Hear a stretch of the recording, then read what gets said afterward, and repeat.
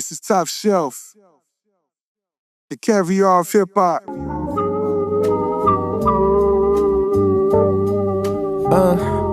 Great been poets for acknowledge. Oh, so you rolling? Yeah. I bet. Yo, y'all in for a treat. It's Starboi Quazarz. I'm honored to be sitting right here next to Ifé Neuro. We in his lifestyle now. You know what I mean? We live in the West Chelsea Contemporary in Austin. You know what I mean? Personal relationship vibes. It's super casual.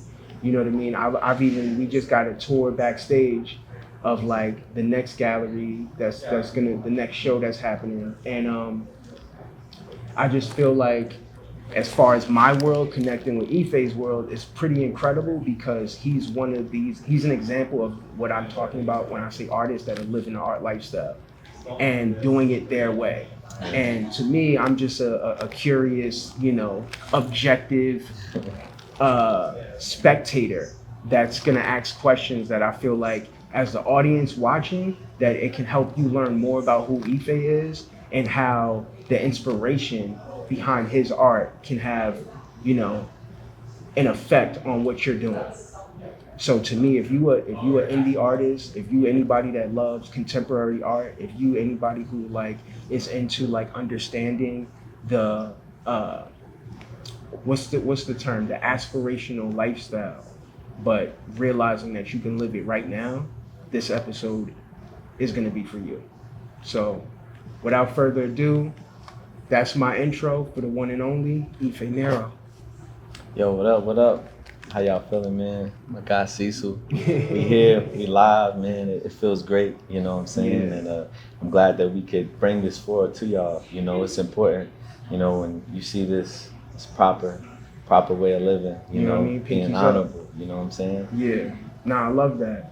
So real quick, I know before we just jump into, because I'm really curious to talk about some of the details of the project. The project name is called It Don't Take a Million. Right. And that just like idea and intention behind the body of work and all the intentions that's connected to the body of work, it's, you know what I mean? It's really mind blowing how somebody at like what I still feel like hasn't really got their like pop yet. Right, you know what I yeah. mean? Like we sitting here when knowing that you're about to pop. And if we're in this moment right now, this interview is a time capsule. So to have that level of intention at the early stages, of your career before somebody's telling you how to move or trying to, dictate and tell you who to sit with, because with artists that comes up a lot.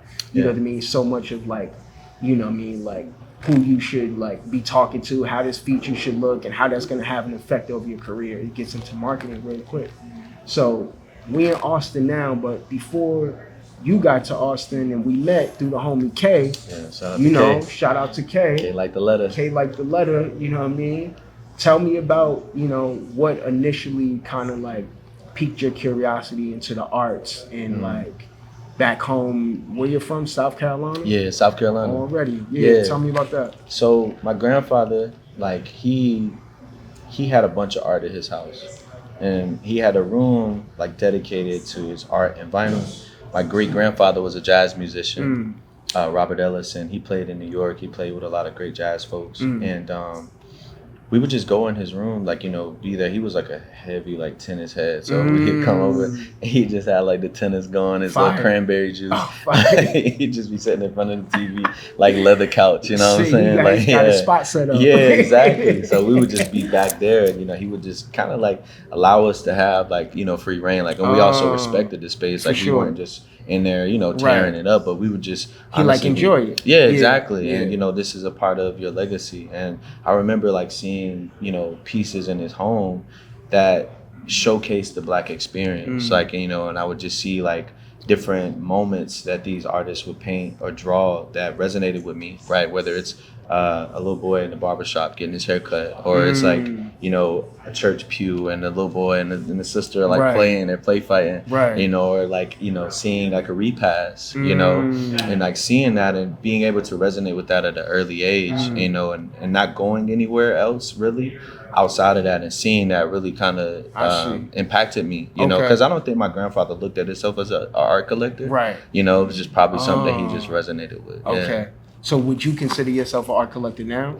Yeah, for sure, for sure. Yeah, no, I would. I just think like, even in that, right? It's like about collecting like what you love and appreciate. Right. You know, it's not about like, oh, I have this original piece from this such and such artist and it costs this much and now I'm a collector. Right. You know, it's like, no, it's starting with that T-shirt from that artist. It's like, again, it Don't Take a Million is about an entryway to things that you like. It's not about, oh, I got this money or I have this now, I can get into this. You know, it's about understanding like you can always get into that, right? Like you may not be able to go in and buy like a freaking, I don't know, like a perpetual calendar from like, you know, some like crazy watch company, but you could also buy just like the vintage. Nah, that's epic. You know, and learn about the history of the company and not come in thinking about status, right? You know.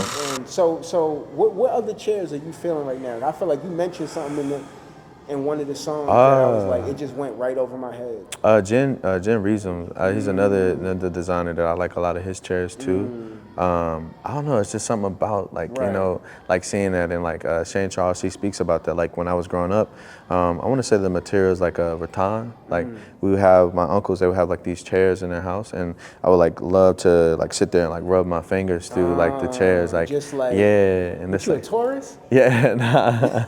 I feel like that's some Taurus shit. Yeah, but it was just, I don't know, the feeling of because it was more different than like what my parents would have like at their place. And you know, it was like when I thought about it and I was like in, you know, specking my home out, and I was like, oh shoot, like, you know, she mentioned like having things that resonate with you like in your home and different pieces and stuff like that that I can attribute to your experience as a black person growing up in the States, you know, and like just going through those trials, trying to, you know, figure stuff out and seeing different things. And it's like being trendy is cool, but also like you want to build your home with the intention of not thinking of a trend. Yo, it's wild out here. We really in the gallery, y'all. We really in the gallery right now. They don't realize that we filming. Somebody just grabbed something from there. Somebody just walked I think it's fire though. It reminds me of when Ghetto Runways, they were filming in Soho. With the homie that like, you know, oh, like what, like tell me about your fit, and so they were just like, you know, people just walking through, but I feel like it adds to the realness of it. And so, to me, the performance art of it too, it makes me think, to me, well, you said, what was that one piece where he did with Marina Abramovich, where she was in the thing and she's just kind of like staring at people's eyes, but it's like framed around. Yeah, it's just like that. They're just existing in this space, and she just like allowing people. So now we just reframe this interview. It is not an interview. This is a performance art piece. What we do is that's called recontextualization. That's what makes the art expensive, baby. Pinkies up, you heard? So what's a piece right now that you like? You know, it don't take a million, but if I did have it right now, what's the piece that you would go and get? In here?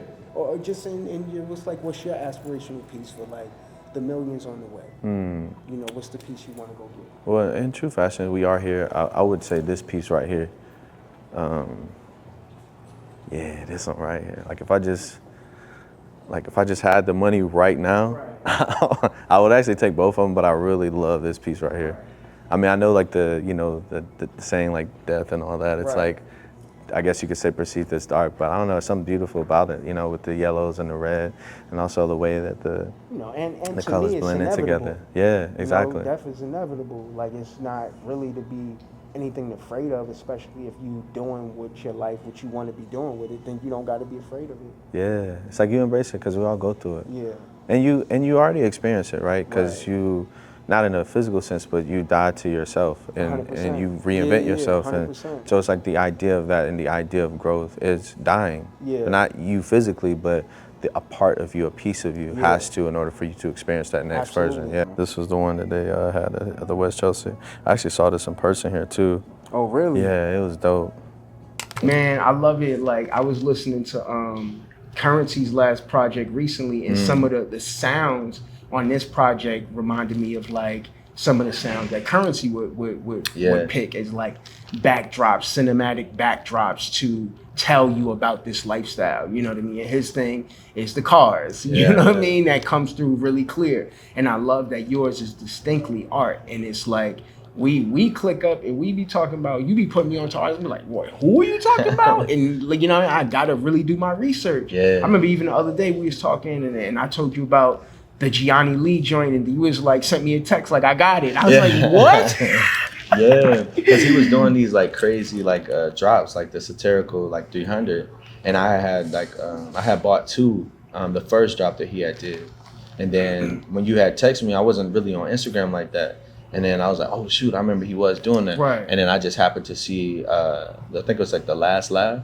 It's like the piece he did like a reiteration of like Joker. And I saw that and I really resonated with it. And I was like, oh, this is fly. Like this, I love the colors. It was like red, and the way that his purple suit was you know, painted and drawn. It was amazing. So I was like, I gotta have that. Wow. So real quick, speaking of that, so who did one producer did all the music on the Alamo. Alamo. He's out of LA. Super dope guy, man. You know, me and him clicked up. We had met. We did a tour in LA, and we were doing at JDC in Long Beach, and he was in the crowd, like you know, and it was with the other homies, I Love Supreme. They're a really dope collective, and you know, we were just there, we were vibing, you know, doing my thing, and so I went on stage, and I was like, you know, talking about like my favorite writers, like you know, and I was like, man, like I'm a huge fan of James Fauntleroy, and his eyes like lit up, and like we just kind of like looked at each other, and he was like, a writer's writer. He was like, and it was like, you're going like, you rock with him? I'm like, yeah. So, you know, we go out and, you know, we just rapping and just talking about like, you know, James, and, you know, he's telling me like, oh no, these my people, these my folks, you know, and so I was just like, dang, that's crazy. Like, you know what I'm saying? Fire. Like, you know, just being in that close proximity, and, you know, we would just rap about like getting up and doing stuff together. And so to be able to do it now and put it out now and have it live is beautiful. Yeah. And so how did he do it? Did he send you like a pack and then you went through? Yeah, so he would just send me like joints, you know what I'm saying? And like I remember the last time I was out in LA too, I just pulled up on him at his crib, and he would just play me different records. And you know, I have like an interest in like writing, like I just like want to hear like records, but when I write, I cut the beat off. So like I just loop the beat in my head, like I don't know, it feels more comfortable. Some savant type shit. I didn't know this. What? You just turn the beat off and keep the timing and everything? And I just write like that, because sometimes it could be like it'd be too much. So I'm just like, okay, I'm just like, I can cut this off, and then literally when I need to make sure that I'm in alignment with the song, I just play it again, but then it'll be like spot on. And I just always done that. I don't know. Wow, I'm blanking on. I'm trying to think about it. That just threw me off, bro. Like, it's this one song that makes me think about that. I'm like, how did you do that? Like, I think it's In My Home. In My Home. How you kind of start like singing about this piece. And that kicks it off. And I'm Henry like, Taylor. Henry Taylor. Okay. And that started with just like, well, as soon as the beat came, like it just that melody came to you? It's so crazy. He sent me that beat, and I was driving to work, and I remember like getting like emotional when I heard the beat. Like it was just, I don't know, like certain songs, like when I hear them, if I get like emotional, like hearing the beat, I know it'll be a great song. Like I don't know, it's like I don't worry about like what I'm going to talk about, but the fact that this instrumental that gave me a feeling and pulled this emotion out of me, it lets me know that like, okay, this is something right here. So I remember like writing, and I was like, in my home, Henry Taylor, you know what I'm saying? And so just like doing that, but it was like waking up and seeing like, dang, I got like Henry Taylor in my crib. But, you know, like the cornbread piece that I was talking about, I have an uncle named Cornbread. On my dad's side. So like, my uncle Cornbread is mad cool. Like, you know, and I always used to be like, can we go to Uncle Cornbread house? Like, you know what I'm saying? Like, and so when I saw that, like I hadn't seen my Uncle Cornbread in a minute, and so it made me emotional, like seeing that. So I was like, I have to buy this. Like I need this, you know? And so for me, like that's how I've always bought art. Like I have to like connect with it, like you know, I gotta like, I want to see myself, you know, like not just in the like almost like, oh, they're painting like black folk, but like more so like an experience in my life. Like that's how I love to like buy pieces, you know, and acquire pieces. And like I think one of those for sure was Kayla Mahaffney. She has a piece called Here Comes the Cavalry, and it's like, you know, a little boy has plaits. It's like on a carousel, but I have a picture just like that. Like, you know what I'm saying? But Of it's you. like, yeah, but it's like a modern version of like what she did.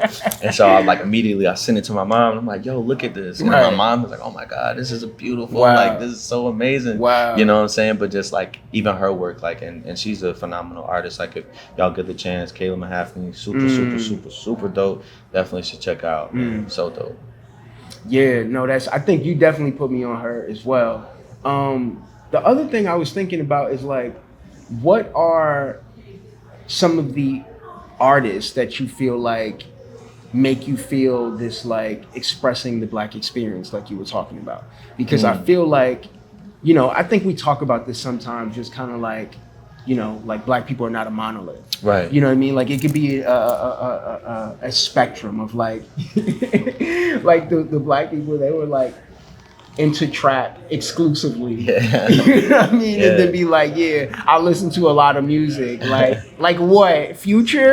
Like I love Future too, but that's, you know what I mean? That's one end of the spectrum. Right. And there's such a wide range of artists. Even, you know, one of my favorites is like Yves Tumor, who to me like breaks that mold as well. We could go down the line.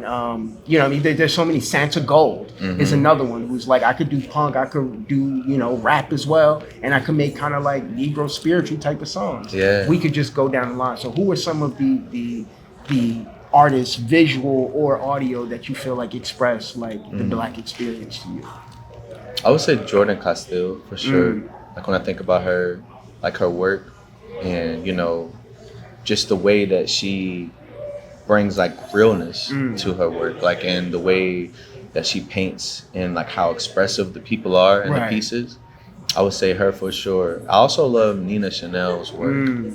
Like it's very playful, but then also like very serious too. You know, and it just showcases just like the different parts in like sexuality as far as in Black people, like, you know, and being able to again showcase like these things in like confidence, right? Where, you know, the bodies are painted in a realness sense, and it's not everybody having like this abs and all of this, but it's like in a real way, you know. Oh, that's epic. And Derek Adams too, like, you know, he had this beautiful collection where it was like just showcasing like, you know, Black people in the pool, like, you know, having fun, like this idea that like, oh, Black people can't swim, right? But it's just like the playfulness around that of being like, yeah, like we love the pool too, like we love these things too, and we do them in the ways that we like to do them in. And it was cool to see him break that barrier and like having, you know, Black folk in like these different floaties, and it's like, you know, these colors, like these pinks, these blues, and these yellows,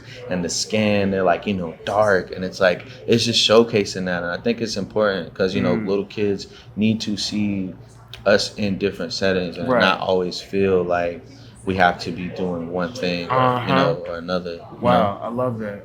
Speaking about doing it your way and showing things about doing it your way. And with this project, I feel like you started on Bandcamp and are still going to release on other platforms. How are you doing that? So for me, I feel like the importance to being direct to consumer is like super important to me.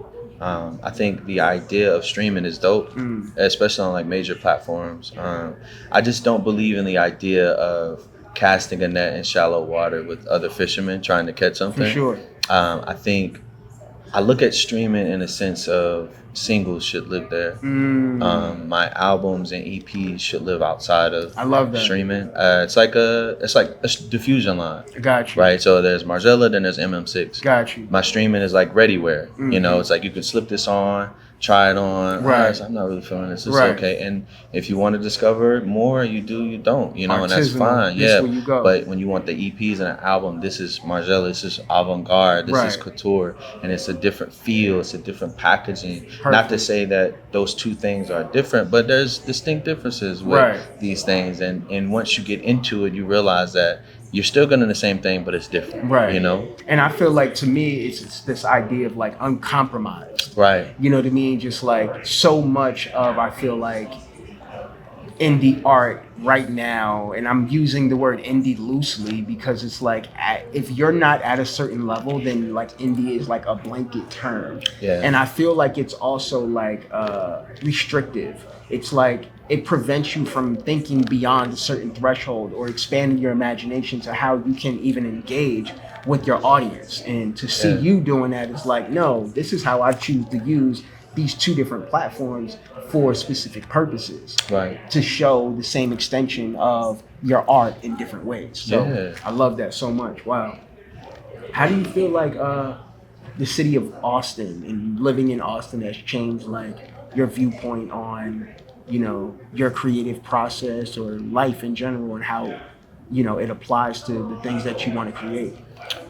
I would say it not necessarily hasn't like changed. Mm-hmm. I think if anything, like I've been able to like amplify the things that I've wanted to I do. see. I think like when I think about like even back home, a lot of like, you know, throwing our own shows and like just, you know, going to galleries and doing that. I think that was already something that we did. I think here, obviously being that it's a much bigger city, it allows for more discovery. I see. You get what I'm saying? Where it's like you could come here and you could see some exclusive Salvador Dali pieces, Right. or you could see some Say Adams, Right. you know what I'm saying, or Right. like a James and Queen. Like you Right. can see these things versus like, oh shoot, I gotta travel to New York or sure. Paris or somewhere to see some of these pieces, Right. you know. So I think just that and having the accessibility, you know. Right.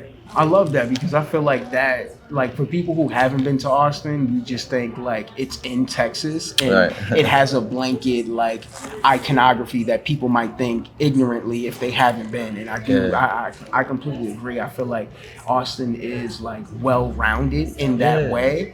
And I think that was one of the things that I did not expect. And going back to your point, I think it helped me recontextualize that I can be specific to this one thing that I want to do, and there will be somebody that will understand it. Yeah, You know you what don't I feel mean? isolated in it. You know, Yeah. I think that's also the other thing.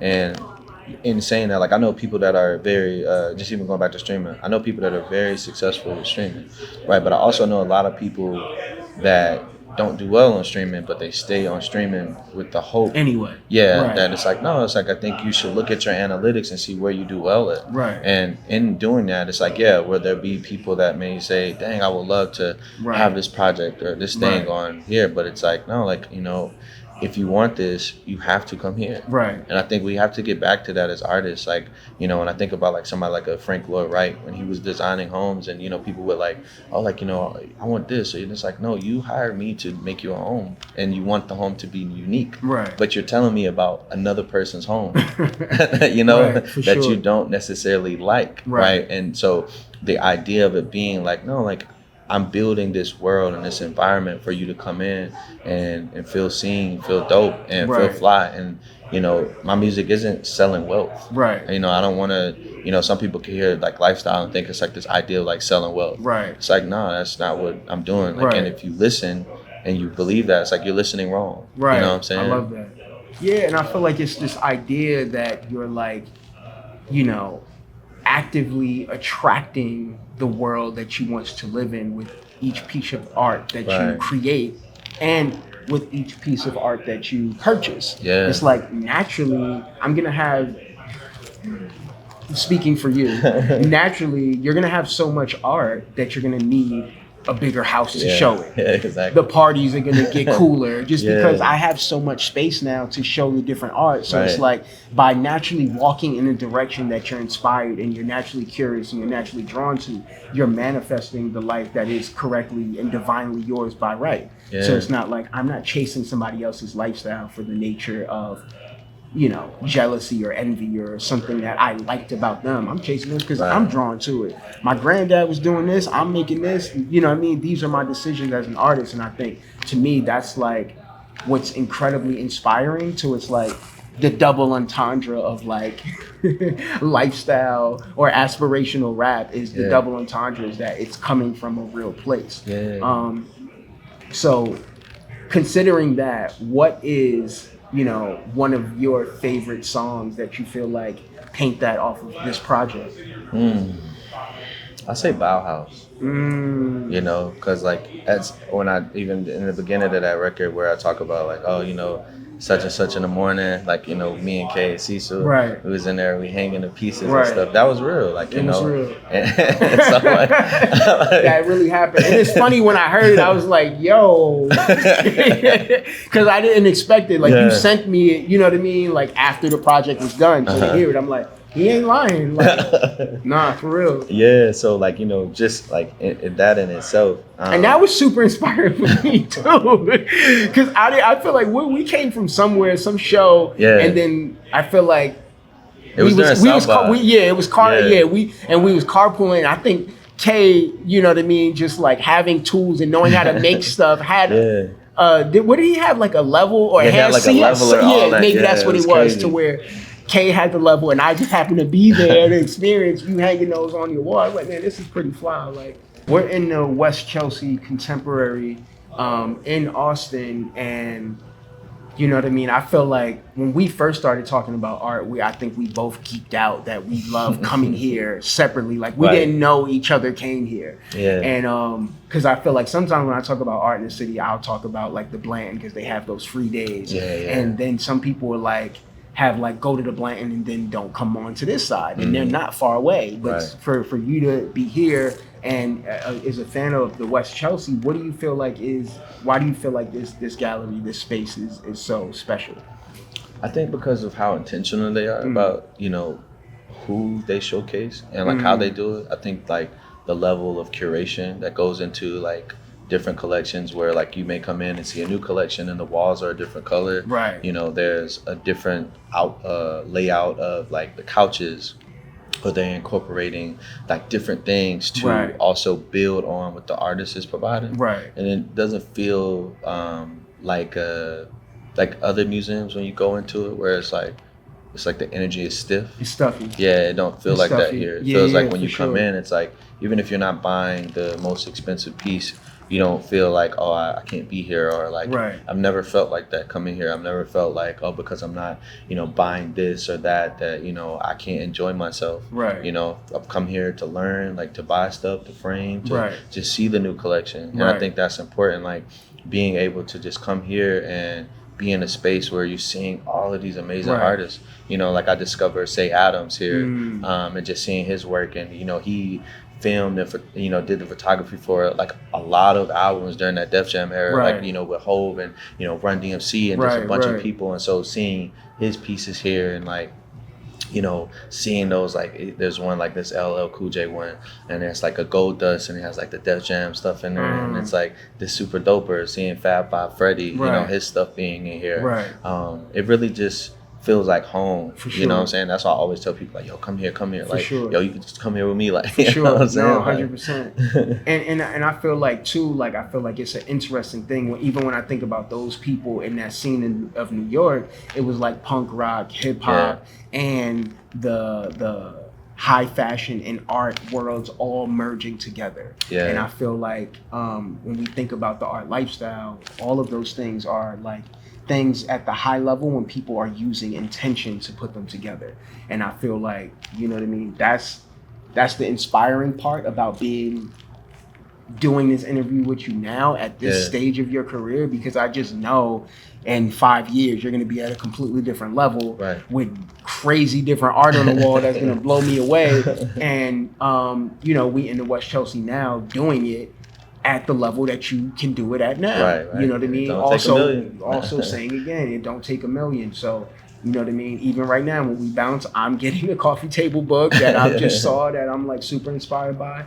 And you know, it's the art lifestyle. This is super regular, super casual. Yeah. Ifé talking that talk, you know what I mean? It don't take $1 million. And big BOC in the building, man. Big BOC, bumps of caviar. What you mean by that? Big BOC. Bumps of caviar. I heard that. What was that one thing? The homie voice sounded like Rick Ross. I had to play it back. This is the very best of the best. Caviar hip hop. Yeah, I was listening to like an old Ross tape, and I had heard that, and I have like more drops that I'm just gonna kind of do that. But I was inspired by the MMG thing, like he does on his song. So just like finding different drops where they. So that was your voice? No, that was Ross. Yeah, but it wasn't Ross. for. I got you. Nah, Yeah. But it was raw. Nah, because it's a beautiful blend because you also got skits on the project, and we ain't even really get to talk about the skits. Yeah. And because I feel like that's like this extra little treat that like I'm like trying to place where each of the skits are from. Right. And so I'll leave that there. We ain't gonna talk about that too further because you got to go listen to it. But yeah, bro, I'm super inspired. You know what I mean? I feel like the project, you know, even for me, I'm like, man, we could talk about it for way longer just because the depth of intention that's in it, and because it's like we both live in the art lifestyle in our own way, and to merge that in this place that's the West Chelsea that you have a personal connection with makes it that much more magical. So you know what it is. If you made it here, your pinky should be in the air. Proper way, man. Big BOC, Big QL. Shout out my brother for torture. Sunday dinner, man. Caviar dinner. We here, man. You know what I'm saying? We living it. It's important, you know. And thank y'all for tuning in, man. Stick around. There's a lot of amazing things going on, man. You know? K just walked in the building. We'll end it on that. Until the next one. Peace. Pause for, break them ports, for acknowledge must. Big psych, the Abalone was flown in. Stepping on the product like they next to kin. By the time we get it in, we can see a 10. Never drug related for you gutter minded. Never just rhyming. Flashing lights for the vintage, not the sectional. God bless the cork. Robert Welsh fogs as they plate the course. I create the standard. I'm my own metric. The blueprint of many. Never gimme. Waggle stuck between his teeth like Invisalign. Redefining tongue in cheek, oh the irony. Tint the whips had a worldly view of a 5%er. Truly I remember the origin of story. Capybara remind me how a pick pen module. Far from second guessing. God is good. That's terry cloth robe like my auntie speaking. To veil in the glass.